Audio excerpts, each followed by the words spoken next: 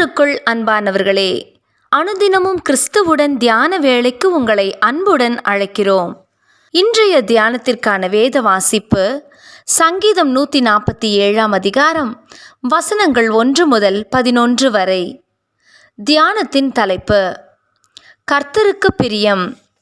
தமக்கு பயந்து தமது கிருபைக்கு காத்திருக்கிறவர்கள் மேல் கர்த்தர் பிரியமாயிருக்கிறார்.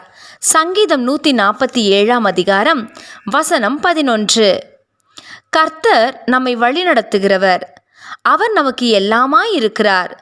நாம் அவருக்கு உண்மையுள்ளவர்களாயிருந்தால் அவரது வழிநடத்துதலையும் அவரது பிரசன்னத்தையும் நமது வாழ்வில் அனுதினமும் உணர்ந்து கொள்ளலாம் என்ற உறுதியுடன் இன்றைய தியானத்துக்குள் பிரவேசிப்போம். பொதுவாக மனித உள்ளம் மற்றவரின் பிரியத்துக்காக ஏங்கும் தன்மை கொண்டது என்பதை நாம் மறுக்க முடியாது.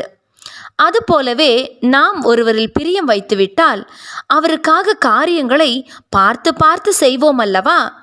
இங்கே கர்த்தரின் பிரியத்தை குறித்து வேதாகமம் சொல்வது என்ன? தமக்கு பயந்து தமது கிருபைக்கு காத்திருக்கிறவர்கள் மேல் கர்த்தர் பிரியமாயிருக்கிறார். அவர் தமது பிரியத்தினாலே என்னவெல்லாம் செய்கிறார்? நொறுங்குண்டவர்களை குணமாக்குகிறார். அவர்களது காயங்களை கட்டுகிறார்.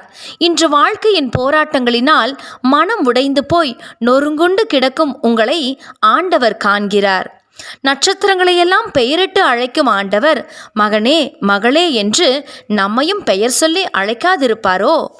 மிருக ஜீவன்களையும் காக்கை குஞ்சுகளையும் போஷிக்கும் தேவன் தமது சாயலாக தமது ரூபத்தின்படி சிருஷ்டித்த நம்மை போஷியாமல் இருப்பாரோ?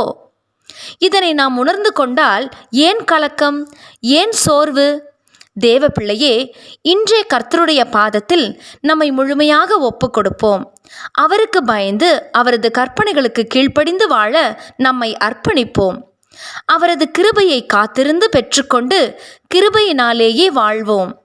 ஆண்டவருக்காக அதிகமான ஊழிய பணியிலே ஈடுபட்டு அவரோடு நேரம் செலவிடக்கூட நேரமற்றவர்களாக நாம் அலைந்து திரிவது உண்டு. தசம பாகங்களை தவறாமல் கொடுப்பதினால் நாம் அவருக்கு பிரியமானவர்களாய் வாழ்கிறோம் என்று எண்ணி நமக்குள்ளே திருப்திப்பட்டு கொள்வதும் உண்டு. ஆனால் ஆண்டவர் இவைகளை பார்க்கிலும் தமக்கு பயந்தவர்களிடத்திலும் தமது கிருபைக்காக காத்திருக்கிறவர்களிடத்திலுமே பிரியம் வைத்திருப்பதாக தேவனுடைய வார்த்தை உறுதியாக சொல்லுகிறது. கர்த்தரின் பிரியத்துக்கு பாத்திரவான்களாய் நம்மை இன்றே அவரிடத்தில் ஒப்புக் கொடுப்போம். நமது சுய விருப்பங்களை தள்ளிவிட்டு தேவனுடைய விருப்பம் செய்யும்படியாக நம்மை நாமே ஒப்பு கொடுப்போம்.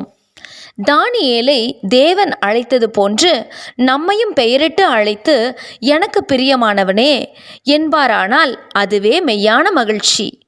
ஜெபம் செய்வோமா? அன்பின் தேவனே, உமக்கு பிரியமானதை செய்ய எனக்கு கற்றுத்தாரும். உமது கிருபைக்கு காத்திருந்து பலனடைய உதவிடும். ஆமென்.